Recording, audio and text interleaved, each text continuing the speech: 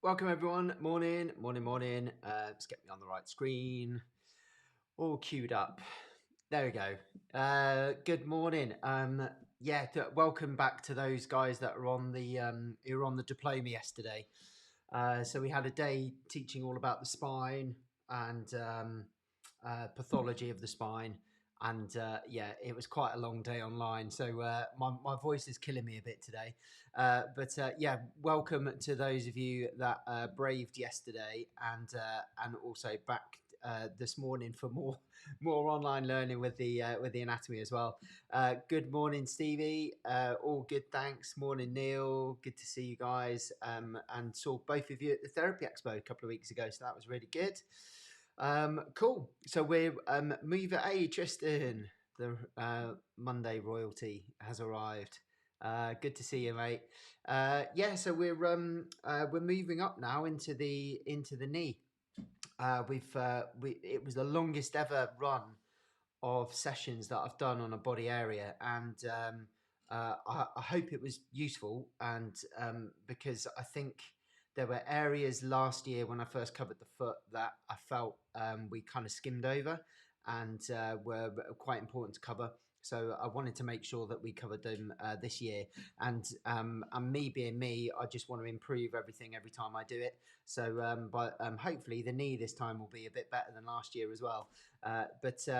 Also that you'll hopefully see the change in how we're delivering things and the kind of things we're adding in, and also more up-to-date things, because things change all the time. So if there's some new evidence for something, then we'll include it in the sessions to make sure that you guys have got the latest information. I guess that's the beauty of doing things online and live as well, so we can have a bit of a chat as well.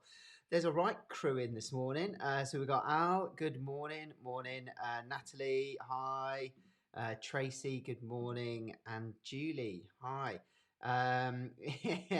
Is it Penny? Apologies, got you there as well. Hi, Penny. So Penny and Julie were two of the stalwarts from yesterday. You're going to have enough of me by the end of this session. And is it too early for Stollen with coffee? I don't think so. It's December now. It's allowed. If it was November, then I would say yes. But it's December now, so crack on. Good. Okay. Talking of cracking on, let's get going. So we're moving up from the ankle and the foot, which we covered in a load of detail. Oh, I just realised I haven't washed the paint off my hands. I've been upcycling some furniture this weekend. Very middle class of me. We've got the foot and the ankle that we've done. So we went bones, then ligaments, connective tissue, all of the retinacular, the muscles in the leg that then go down into the foot, all the muscles of the foot. Then we had a look at the nerve supply for each of the compartments and then down into the foot as well. So both motor and sensory nerves. And then we looked lastly at the blood supply. So pretty heavy. I think it took 7 sessions altogether. So nearly 7 hours of going over the foot and ankle. So your anatomy should be on point for that region. So if anybody comes in with any issues around that area, then you'll have a very good place to start. Danny, I'm glad I can help. Knee cards for the exams in Jan. Cool. I don't miss those. I don't miss those at all. Right then, so what we're going to do is move up towards the knee. So obviously, we've talked about the tibia bone before, and we've talked a bit about the fibula before, because we had all of these muscles that attach onto the fibula and then interosseous membrane and on the tibia that go down into the foot. There are some muscles that come from the upper limb, so the thigh, down into the leg, and we'll talk about those muscles when we get to it. But what we're going to be concentrating on over the next couple of weeks, first of all, the bones and the bony landmarks around this region, because then that helps us identify the connective tissue. So especially on the tibial plateau area, so we're going to be talking about the meniscus, the cruciate ligaments, and the collateral ligaments of the knee. So we need to know where they attach. So first of all, we'll go through all of the bony landmarks. There's some interesting things as well around the fibula head. So this is kind of like, it seems like it's a bone that just sort of sticks on the side of your leg, but it has an important role in ankle movement. So this joint at the top here moves, as does the one at the bottom. Not very much movement, but they do glide. And also the muscles that run down them and then wrap around the lateral malleolus, it provides a lever, so that you can produce force from these muscles. So it's an important lever as well. So yeah, we're going to have a look at the top end. So the furthest point away is usually it is called distal. So that's the distal portion of the fibula and the tibia that we've been looking at. Now we're going to have a look at the proximal end, so the bit that's closest to the midline of the body. Okay, so that's where we are for now. Right, let's have a look at this. So a little bit of maybe a recap for some, but we're going to teach this as if it's brand new. So apologies if we're teaching you to suck eggs, but for those of you that have never done it before, this is an overview of the knee. Okay, let's just grab my arrow. There we go. Okay, cool. So we've got 4 anatomical areas, or 4 bones basically, that make up the knee. So you've got your femur, which is your thigh bone, this bone up here. Then you have your tibia, which is the main shaft bone down the middle. Okay, so that's the biggest bone in your lower leg. And then the fibula, which is the one on the outside, and just talked about that one. And then really key in the knee is your patella, which is your kneecap. Obviously not on this model, but that plays a really important role in generating force for knee extension. So, and we'll show you a little video about what the patella does when we get to that section. So those are the 4 bones, and then those bones make up different joints. And the joints are these. So we've got 3 main joints. So this is the one that we think of as the main kind of knee joint, is the hinge, but it's not really a hinge. So it's not like a hinge on a door where it just it stays in a straight line and just opens and closes.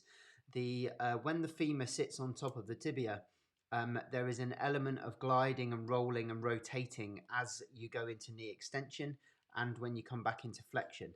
So when you straighten your knee, when you put your leg straight out, that's called extension. And then when you bring your heel back towards your bum, that's called flexion. Okay, so yeah, going both ways, and we'll see why in a second. One of the reasons is the bony anatomy, but the femur and the tibia have to roll and glide and rotate on each other. Okay, and yeah, and that's really useful to know when you're trying to rehabilitate someone's knee, because quite often we'll just look at the flexion and extension, but you can do examinations as well for the rotation and the glide of the knee too. So yeah, just something to have a look out for. So that's your tibiofemoral joint. So that's the joint between your tibia and your femur. Okay, so where the fibula is underneath a little shelf on your tibia. So the femur doesn't contact the fibula, it only contacts the tibia. Okay. Good morning. So we've got Becky in. Hi Becky, good morning, and Dan as well. Morning Dan. Have you been for a run yet?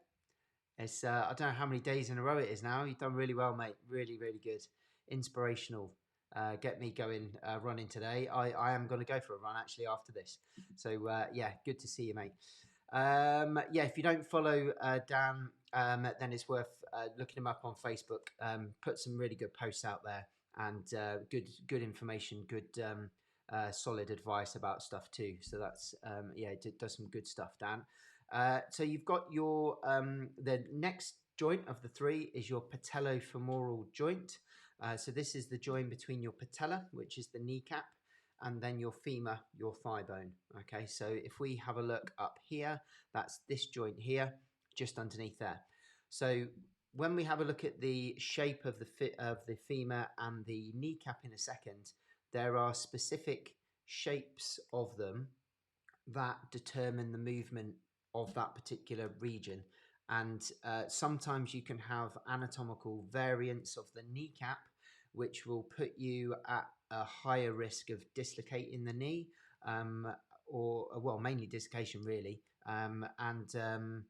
Yeah, that's it. So it depends on the position and the size and the shape of the back of your patella. You might be more prone to subluxations and dislocations. So we'll have a look at that when we get to it. Just move me over there, and then we've got the superior, because or the proximal tibiofibular joint. So that's this joint in here. And when we have a look at the videos in a second, you'll see that that joint, put it that way, is angled. Okay, so we've got a little bit of an angle there. So it doesn't just kind of butt up against against the tibia flat. It's on an angle, so it can glide forwards and backwards. Okay. Very nice. I think I would too. Cool. Right then, let's have a look at the tibiofemoral joint. So this is the kind of classic knee joint. If I just move that there. So it's a synovial joint. So it's any synovial joint is wrapped in a synovial membrane, which has then got a synovial lining, which when you apply load to the synovial lining and you move it, it produces synovial fluid. And the synovial fluid then fills the joint space, lubricates all of the structures within that joint space, so that they can move more easily and glide across each other. Okay, so the joint capsule is really important, and we'll have a look at that when we look at connective tissue next week. So we've got an articulation or a join between the femoral and tibial condyles. Now the the femoral condyles, anything with condyle in the name means knuckle. Okay, so that's where knuckles come from. It's condyles, and you'll have they're rounded in shape usually, but if you have a look at the tibia, the tibial condyles are really flat, whereas the femoral condyles are rounded, and we'll see that in a second on the videos. So the femur can then roll on the flat surface of the tibia, but there are also some structures on the tibia to help guide that roll and provide a bit of cushioning as well. Okay, it's reinforced by ligaments, so we've got four main key ligaments in the knee that we need to have a look for. And those are the anterior cruciate ligament and the posterior cruciate ligament, and they're within the knee. Okay, so they're they attach onto the tibial plateau and then up into the various femoral condyles. We'll have a look at those again next week. And then we've got the collateral ligaments, which are on the side. Okay, so we've got a medial on the inside and a lateral on the outside collateral ligament. And what they do is they provide stability for the knee on either side.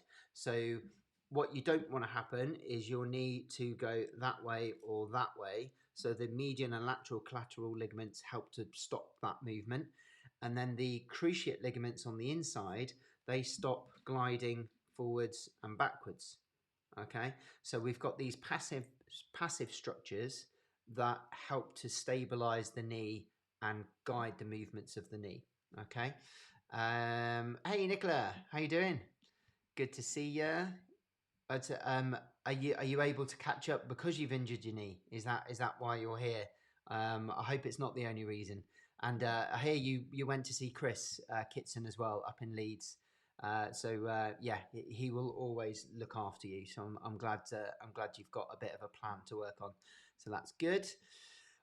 So your patellofemoral joint is another synovial joint, and it's this joint in here between your patella and the femoral condyles just there, and it's the joint or the articulation between the patella and then the patellar surface of the femur. So on the front of the femur, the way the condyles are shaped, they're quite smooth, and that's so that the patella can groove or glide up and down in that groove. I can hear my dogs trying to get in the door. I hope I've locked it.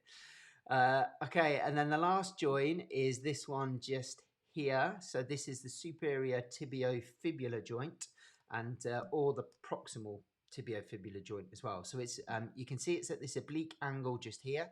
So that means you can grab hold of it and you can give it a wiggle. And yes, this is a model, there's no soft tissue around it, but on a real fibula, it should wiggle like that too, and you should be able to glide it backwards and forwards.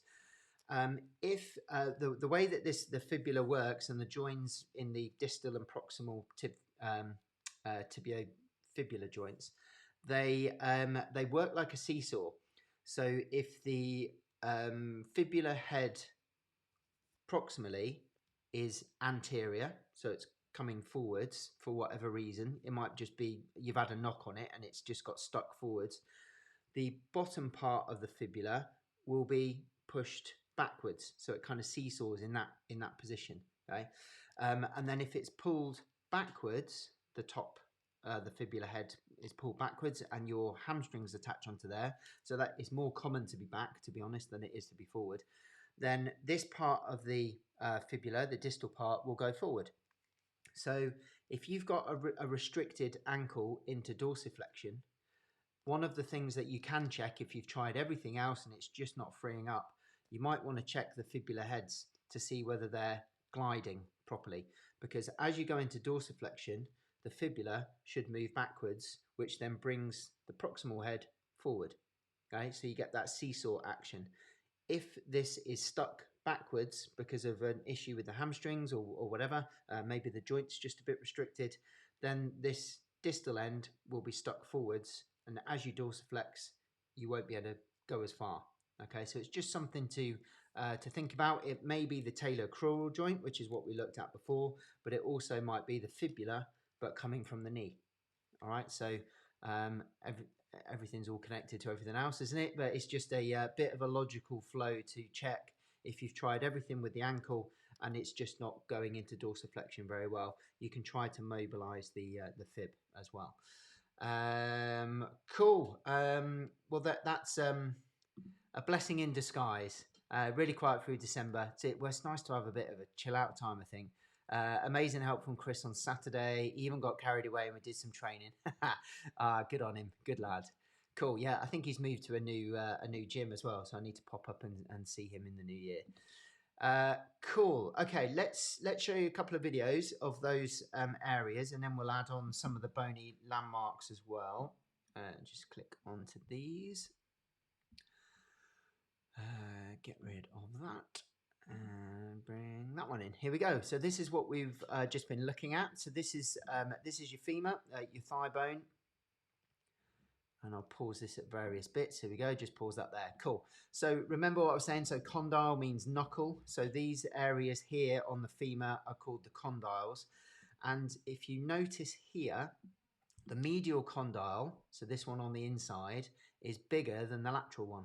Can you see how that one drops down a little bit lower? Okay, and that's really important for later because we will talk about something called the screw home mechanism of the knee and the reason why the tibia or the femur, depending on whether it's open or closed chain, we'll talk about that as well, it has to rotate to extend and then to flex. Okay, so there has to be an element of rotation in that flexion and extension because of that. Okay, that if this was a pure hinge and it just literally did that, then there'll be a big gap on that lateral condyle because they just wouldn't touch if it was a pure hinge. So well, I'll sow the seed now so that when we get to that point, you're thinking, oh yeah, I remember that, hopefully, from before. So we've got these two condyles, these two big knuckles, and then in between you've got an intercondylar notch. And the reason why that will become important later is because of the cruciate ligaments. Okay, so as we start to layer things on, all of these areas will become more and more important. Okay, and you'll kind of realize as we go. Cool. So that's the first bit, and then you have also got, just cue this video up. So these are the condyles. So that's the lateral condyle, that's the medial one. And then can you see that little lump there? So there's a lump there. That's a bit too high, but there's another lump around here. And you've got epicondyles as well. So epi means upon. So if you've got your main knuckle, the main femoral condyles, and then you've got an epicondyle, so it's like a little lump on the big lump. Okay, so the big lump is the condyle, the epicondyle is a little one on top of it. Okay, and the reason why we get those little epicondyles is because muscles attach into them, and as you develop, the muscles attach via the tendon, and then the tendon starts to pull on the bone where it attaches into the periosteum which surrounds the bone. So you get this little bit of bone growth, so osteoblast activity around that insertion site. And that's why we get these little lumps and bumps and bony landmarks.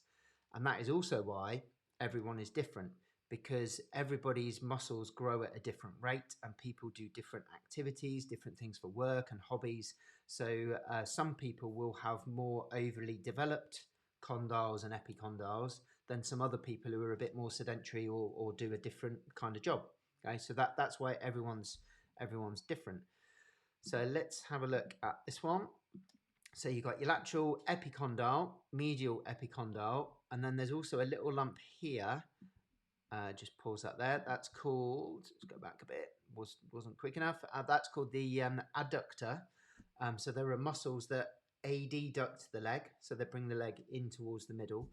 And on that point there is a little tubercle, which is another word for a little bit of a lump. Okay, so we've got a tubercle, a tuberosity is usually a little bit bigger than a tubercle, and then a trochanter. Okay, and all of those things mean lumps. Okay, so we've got loads of different words for lumps and different words for knuckles and shapes and things. So the adductor magnus, which is one of your inner thigh muscles, attaches there, and that will become important later when we look at the blood supply. Okay, so that's another one kind of worth noting now, because the way your body gets the blood supply from the front of your thigh to the back of your leg to the arteries that we saw last time, so the popliteal artery, is via that adductor tubercle. Okay, so when we add on the blood supply, you'll see what I mean. So let's keep on going with this one, and then we've got these ridges. Okay, so that's let me just pull that back there. Just pause that there. Cool. So this is the medial aspect, so the inside of the femur, so inside of your thigh, and we've got a medial supracondylar line. Sometimes it's called a supracondylar ridge. And if you can see that, there's a whole line just there. And supra means superior, and then medial obviously towards the midline. So this is supracondylar, so it's above the condyles. And again, when we have a look at the connective tissue and some of the muscles that attach in there, you'll see why we've got that line, because there are some key muscles that attach in and around this area too. And then on the other side, we've got a lateral supracondylar line, and lateral means towards the outside of the body. Okay, so we've got these lines on the femur, the knuckles, which are the condyles, and then the epicondyles, which are on top of those. So let's quickly go back to these and have a look at that. So hopefully some of these will now make sense. Now you've seen it. Just move me a second. Pop you there. Okay, cool. So this is a front view of the femur. The top part of the patella is called the base, which is a bit confusing. and the bottom part of the patella, or the bit that's furthest away, is called the apex. So the pointy bit at the bottom is the apex, and then we've got the base at the top. When if you're a therapist and dealing with clinical conditions, things like tendinopathies, patella tendinopathy especially, the apex of the patella is usually an area that is very sore with someone who has a patella tendinopathy, because that's where your tendon attaches, your patella tendon, and then on the top of the patella, so the base of the patella, that's where your quadriceps tendon attaches. So sometimes, often around there is a little bit sore as well. So these are really key areas when you're trying to ascertain what kind of clinical problem may be occurring with someone. Okay. Then you've got your lateral condyle and your medial condyle, and we've had a look at those already, but these are going to be important when we start to add the ligaments on. Okay, so next week we'll be revisiting those. So classified as a long bone. A long bone is basically longer than it is wide.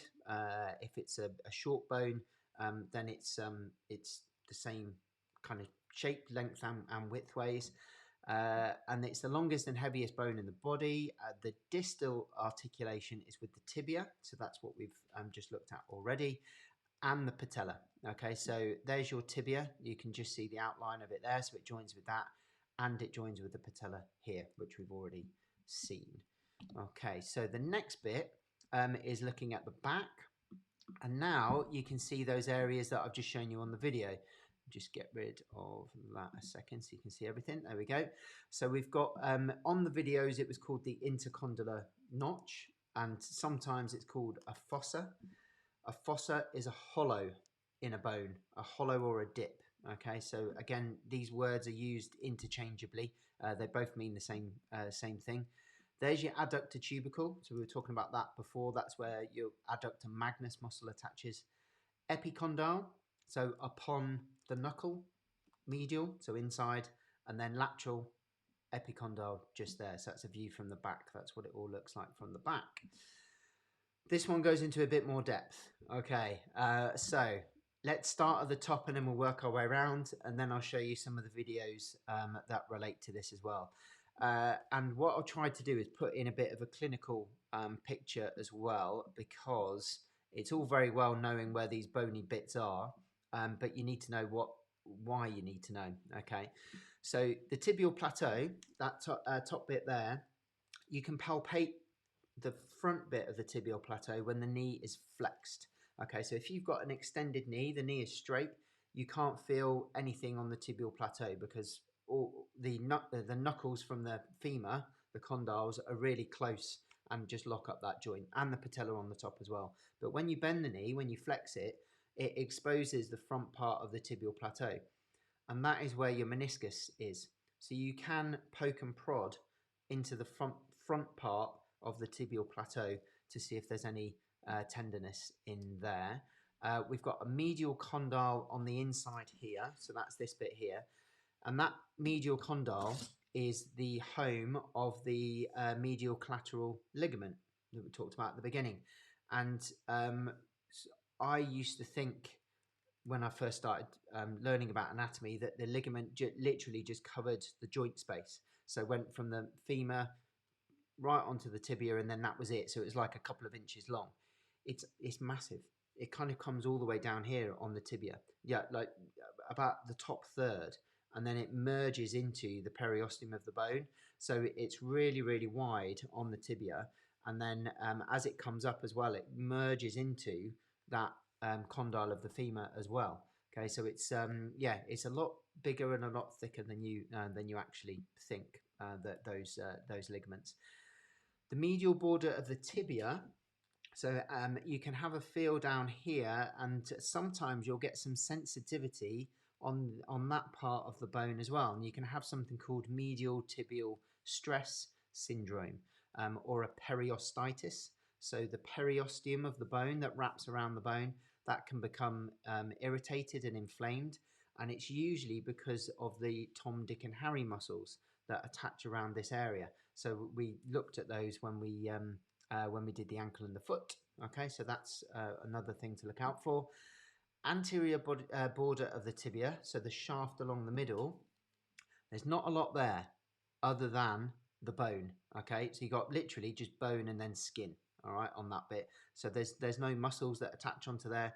That can get really sore if you've had an impact onto there. So playing football, being kicked, that kind of thing.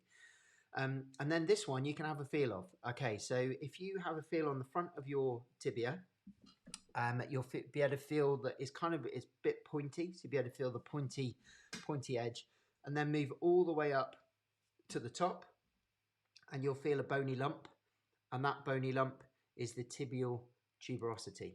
Okay, so that bit just in there, and if you feel on one side, and then compare it to the other side, and see if it's any different.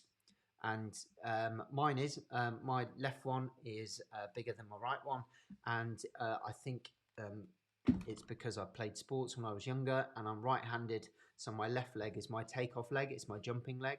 So the quads attach into the tibial tuberosity just there. So if you can imagine all of that force going through this bony landmark can create additional bone being made and laid down in that area to solidify that attachment point. You can, though, get pathology here.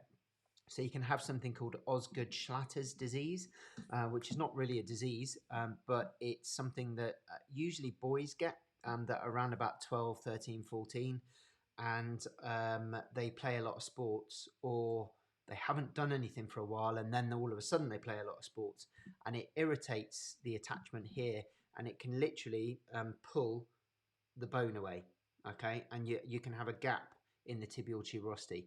It's not something that you can usually feel, but you'll be able to see it under ultrasound scanning, so you can see it there quite clearly. But the area would be very sore to touch usually, and it's usually enlarged as well, because there'll be quite a bit of swelling around that region. So something to look out for in kids, and especially if they play a lot of jumping sports, things like cricket. Bowlers in cricket get those issues as well. So yeah, that's something to look out for in that area there. This is the shaft of your fibula bone. Then you've got the head of the fibula, and we talked about that with the peroneal nerve. So if you remember, the nerve wraps around this fibula head. So we'll have a look at that again at the knee when we get to that point. That little opening there in the interosseous membrane, that was for your blood supply and nerve supply to those anterior compartment muscles. So hopefully you remember that from the foot and ankle. Gerdy's tubercle just up here. So this is on the outside of your shin. So if you feel your fibula head, you should be able to palpate that quite easily. If you don't really know where it is, if you slide your heel along the floor, but do it so that your heel doesn't move, if that makes sense. So you're kind of tensing up the muscles on the back of the thigh, so an isometric contraction. Dig the heel into the floor, have a feel on the outside of your thigh, and you should be able to feel the tendon of your hamstring. If you follow that tendon all the way along, you'll hit a bony lump, and that's that. Okay, so that's your fibula head.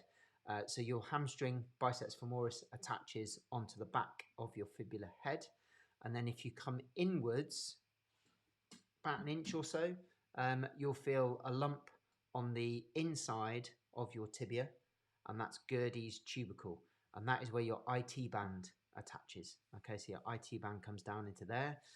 Then what else we've got? Lateral condyle of the tibia, which is really flat compared to the knuckle of the femur, and then an intercondylar notch just on the top, just there. Okay, cool. Whistle stop tour of everything. Let's have a look at the videos. Put those into life. Just cue this one up. Here we go. Let's put that there. Okay, so we've got the fibula head, which we've just had a look at, and you can see the oblique angle of that joint just there. So there's your tibia, there's your fibula, and tibiofemoral joint at the top. Okay, so like I said before with the fibula, so that joint, just go back a bit there. So that joint moves with the ankle. So as you go into dorsiflexion, you'll get some movement on the proximal tibiofibular joint as well. Okay, so there should be a glide backwards and forwards of the fibula like a seesaw action. So next bit is the tibial condyle. So let's have a look at those. So taking the femur off, just going to pause that there. So that's your medial condyle of the tibia. So it's, like I said before, it's quite flat. And then the lateral condyle just there, again, quite flat. And then you've got these bumpy bits in the middle. And again, that's going to be important when we look at the cruciate ligaments next week. So there's the intercondylar notches. So the meniscus sits on here. Okay, so we'll have a look at that next week and what they look like. Cruciate ligaments attach in that interarticular area just there as well. Yeah, my dogs are going mental. Okay, let's have a look at the next bit. Get rid of that one, bring that one in. Here we go. Okay, so this is the bit we were just looking at. So this bit here is your tibial tuberosity. So that's at the front of the knee, so the top of the shaft, sometimes called the tibial tubercle. And then look at the angle of that. So the fibula doesn't attach onto the femur. There's no attachment point. It's kind of angled and there's a bit of a curve. So that head can glide backwards and forwards.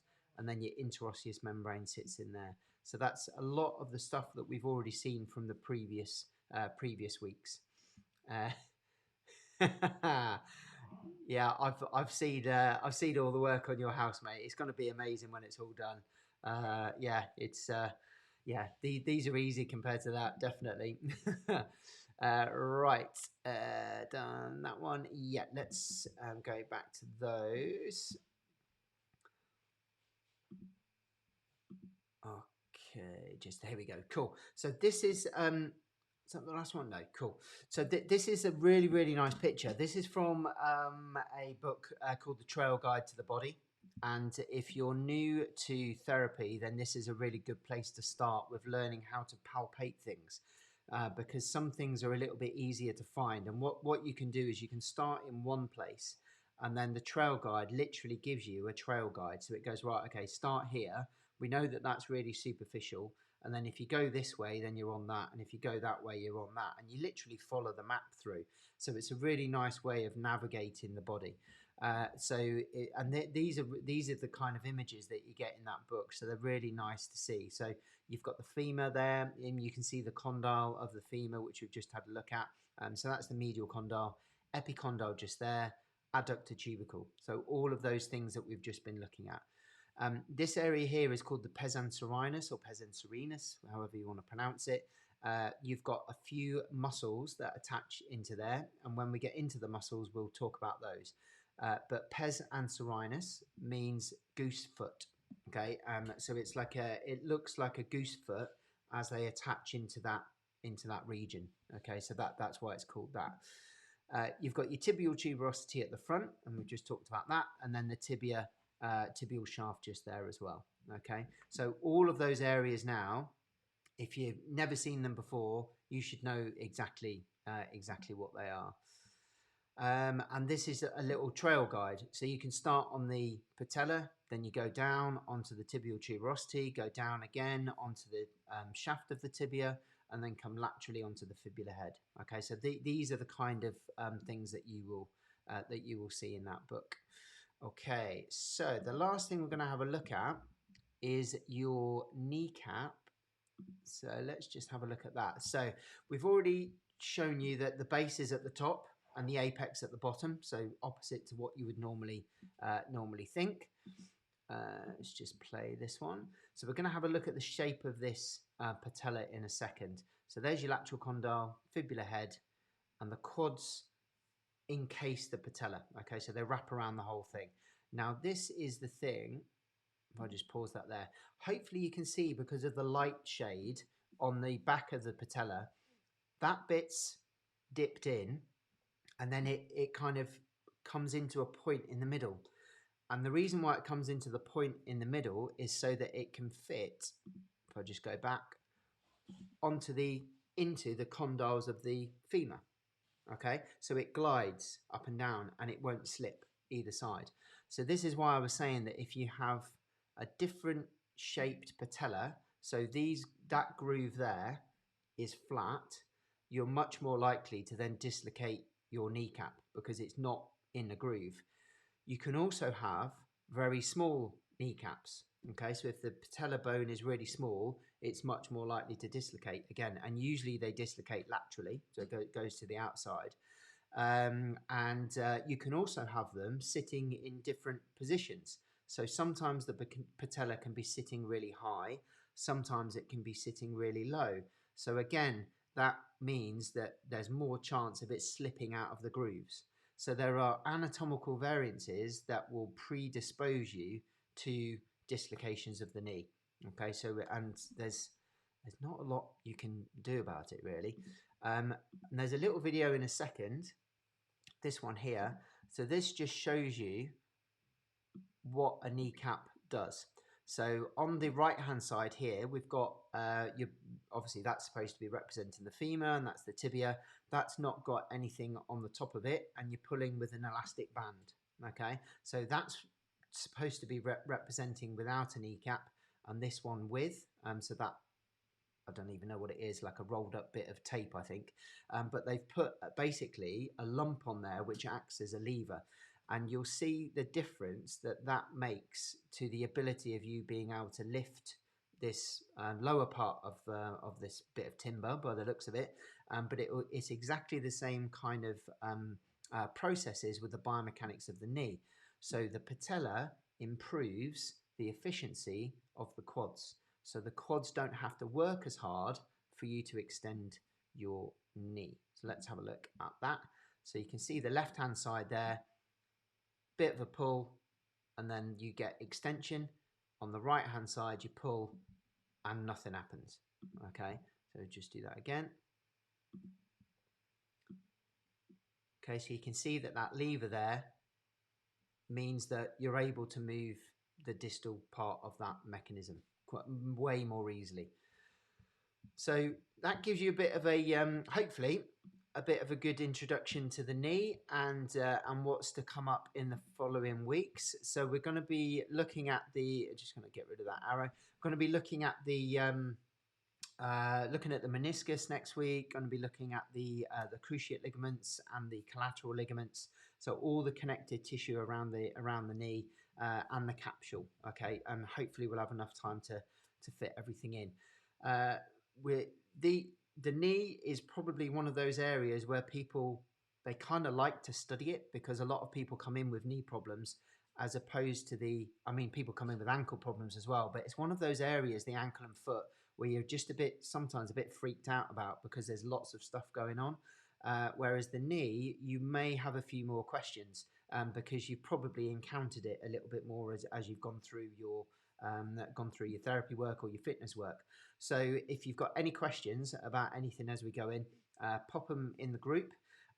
What I want to let you guys know as well is we put a question out there in the STA group and on the movement therapy page a little while ago about mentoring. So we are setting up a mentoring program from January. So if anybody's interested in doing some mentoring with any of the movement therapy team, then let me know. We're going to be putting all the prices out and stuff in January. Okay, but if you're interested, then just drop me a message. I'm going to be taking on 4 one-to-one mentoring students at a time. I'm not going to do any more than that. It's too many with everything else going on as well. So I will. I'll give you all the details. It'll all be launched in the new year. So yeah, if you want to drop me a line, then and if you're interested and want to know what it is, then just let me know. Cool. I will see you next Monday, 10 o'clock. And I have a feeling that my dogs have just opened some Christmas presents because I heard some paper ripping. Don't they know it's not the 25th yet? I will. I'll see you next Monday. Take care.